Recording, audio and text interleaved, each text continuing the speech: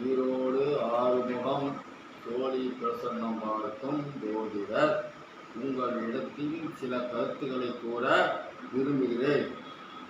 அதாவது நேற்று உங்களிடத்தில் பல முக்கியமான கருத்துக்களை சொல்லியிருந்தேன். குலதெய்வத்திற்கு சென்று வாருங்கள் என்று சொல்லியிருந்தேன். அதாவது குலதெய்வம்தான் உண்மையான தெய்வம் என்று நூற்றுக்கு நூறு உறுதியானது. அந்த குலதெய்வத்தை முறையாக நீங்கள் வழிபட வேண்டும். குலதெய்வத்துக்கு முறையாக வழிபட வேண்டும். அங்கே வழிபாடு செய்வதற்கு ஆள் இல்லை என்றாலும் நாம் செய்யலாம். இங்கிருந்து கோயிலுக்கு போகிறவர்கள் அந்த தேங்காய் பழத்தை உடைப்பதோ பூ மாற்றுவதோ இதை நாம் செய்யலாம். அந்த வழிபாடு செய்வதற்கு அதிகாரம் பெற்றவர் இல்லை என்றால் கோயிலில் ஒருத்தருமே இல்லையே, பூட்டி இருக்குதே அப்படி என்று நினைக்காதீர்கள். குலதெய்வத்தை பொறுத்த வரைக்கும் அது பூட்டி இருந்தாலும் பரவாயில்லை, திறந்திருந்தாலும் பரவாயில்லை. பூட்டி இருந்தாலும் அந்த வாசப்படிக்கு முன்னாடி நீங்கள் கொண்டு போனதை வைத்துவிட்டு கையெடுத்து கொண்டு வந்தால் போதும், தெய்வம் ஏற்றுக்கொள்ளும். அதுக்காக நீங்கள் நெடுவோ பூசாரியிலேயே கோயில்காரண்டியே என்று நெடுவ நீங்கள் போய் அதை கேட்டு விவகாரம் பண்ணுறது நீங்கள் போன காரியத்துக்கு எந்த காரியமும் ஆகாது. அதுன்னு தெரிந்து கொள்ளும். குலதெய்வத்திற்கு வணங்க வேண்டியதுக்கு சாதாரண விஷயம் இல்லை. நீங்கள் முக்கியமான காரியத்துக்காக செய்கிறீர்கள். ஒரு திருமணக்காகவும் புத்திரபாக்கியத்துக்காகவும் வீடு கட்டுவதற்கும் பல முக்கியமான காரியங்களுக்கு நீங்கள் குலதெய்வத்துக்கு செல்லும் பொழுது அங்கே கோயில் பூட்டப்பட்டு இருந்தால், கோயில் ஒருத்தருமில்லை என்றால் வாசப்படியிலேயே நீங்கள் வணங்கிவிட்டு வரலாம். அது உங்களுக்கு உத்தமம். அதேபோல் நீங்கள் அந்த கோயில் பணிவிடை செய்யும் ஊழியர் இல்லை என்று அக்கம் பக்கத்தில் இருந்து விசாரித்து அவர்களுக்கு எந்த ஊர்ந்த வரைகள் யார் எவர் இருந்தாலும் விசாரித்து நீங்கள் இந்த மாதிரிலாம் பண்ணுறதுனால தான் அன்றைக்கு குலதெய்வத்துக்கு போனது உங்களுக்கு எந்த காரியம் ஆகாது. இந்த மாதிரி தான் குலதெய்வத்துக்கு சென்று வருகிறார்கள் நிறையா பேர். அதனால் எந்த வேலையும் ஆகாது. அப்போ இங்கே வந்து நான் கோயிலுக்கு போயிட்டு வந்தேனே, குலதெய்வத்துக்கு போயிட்டு வந்தேனே, சோசிக்காது சொன்னாலும் போனேன் ஒன்றும் ஆகலைன்னா எப்படி ஆகும்? நீங்கள் செய்துவிட்டு வர தவறு. நீங்கள் சாதாரண தவறை செய்து வந்திருக்கிறீர்கள். கோயிலுக்கு சென்றால் பேசாமல் குடும்பத்தோடு இருக்கிறவர்களை மட்டும் பேசிவிட்டு சென்று கோயிலுக்கு வர வேண்டும். தொலைதூரமாக இருந்தால் அவர்கள் இங்கே சாதத்தை வீட்டில் ரெடி பண்ணி ஒரு பொழுதுக்கு சாதத்தை ரெடி பண்ணி சாதத்தை செஞ்சு கொண்டுக்கிட்டு போய் நீங்கள் சாப்பிட்டுட்டு வந்தால் பரவாயில்லை. போகும் பொழுதே ஹோட்டலில் சாப்பிடலாம். ஹோட்டலில் யார் யார் வந்து சாப்பிடுகிறார்கள்? அனைவரும் சாப்பிடுகிறார். சைவ ஹோட்டலாக இருந்தாலும் சரி, அசைவ ஹோட்டலாக இருந்தாலும் சரி, அனைவரும் வந்து சாப்பிடுகிறார்கள்.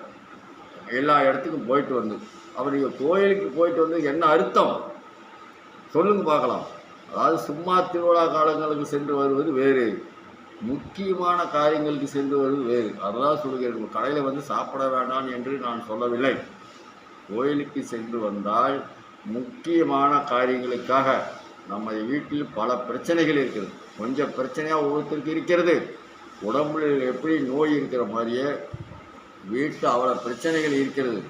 அதை தீர்த்து வைப்பவர் யார் தெரியுங்களா? நம்ம குலதெய்வம் தான்.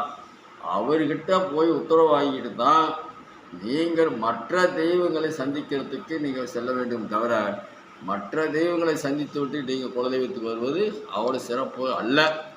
அது என்னுடைய அனுபவத்தில் சொல்லுகிறேன். எனக்கு வயசு 65 ஆகிறது. என்னுடைய அனுபவத்தில் நான் சொல்லுகிறேன், அதை கேளுங்கள். அதேபோல் குலதெய்வம் தெரியாதவர்கள் பல முறை சொல்லி கொண்டு தான் இருக்கிறேன். குலதெய்வம் தெரியாதவர்கள் குலதெய்வம் 100க்கு 100 என் மூலியமாக சோழி போட்டு உங்களுக்கு சொல்லப்படும்.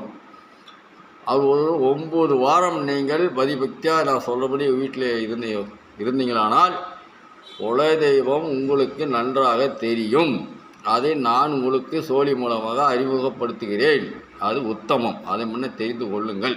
அடுத்தது, சோழி பார்க்க வருவர்கள் நான் வீட்டில் நீங்கள் ஏதாவது ஒன்று விளக்கு போட சொல்வதோ அல்லது ஏதாவது ஒன்று மாலை வீட்டில் பூஜை போட சொல்வதோ இருந்தால் சோழியை பார்த்துட்டு 48 மணி நேரத்துக்குள்ளே நீங்கள் அதை செய்யணும்.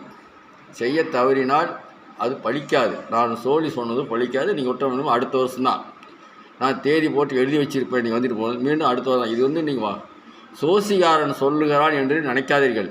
அந்த இடத்துல சொல்வது வாக்கு. சோழி சொல்கிற இடத்தில் நான் சொல்லுவது வாக்கு. அது எனக்கே எழுந்திரிச்சா என்ன சொல்லியிருக்க தெரியாது. அதை முன்னே தெரிந்து கொள்ளுங்கள்.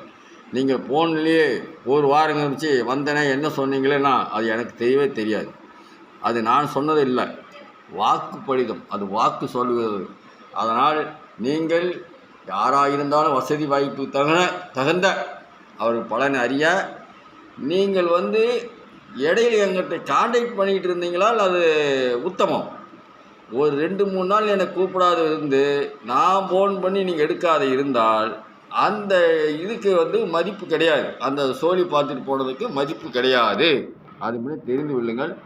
அதே போல் நீங்கள் 4 நாளுக்கு இருந்துட்டு 5 நாளுக்கு இருந்துட்டு அவர் சோழி சொன்னாவே பார்க்கலாம் என்றால் நான் மீண்டும் என்னால் சொல்ல முடியாது. உங்களுக்கு அவ்வளோதான் உத்தரவு. சோழியோட உத்தரவு, அகத்தியர் மாமுனிவர் கொடுத்த உத்தரவு, அவ்வளோதான். மீண்டும் அடுத்த வருடம் அதே தேதியில் அதே கிழமை அதே நாளில் தான் உங்களுக்கு நான் வாக்கு சொல்ல முடியும். இது ஏதோ அன்றைக்கே சொல்லி வைத்திருக்க பணத்துக்காக அல்ல, பணஞ்சமாக. அதனால் யாராயிருந்தாலும் அவரோட வசதிக்கு தகன நான் சொல்வதை மனமாற கேளுங்கள், உங்களுக்கு பலன் கிடைக்கும். திருமண தடையாக இருந்தாலும் சரி, வேதாந்தனி என்னுடைய செல் நம்பர் 94 459 73 170. இந்த எண்ணை கான்டாக்ட் தொடர்பு கொள்ளுங்கள். உங்களுக்கு நல்லா பதில் கிடைக்கும். ஒரு முறை வந்து சந்தித்து பாருங்கள், நல்லா பதில் கிடைக்கும். ஓம் நமச்சிவாயா. வணக்கம்.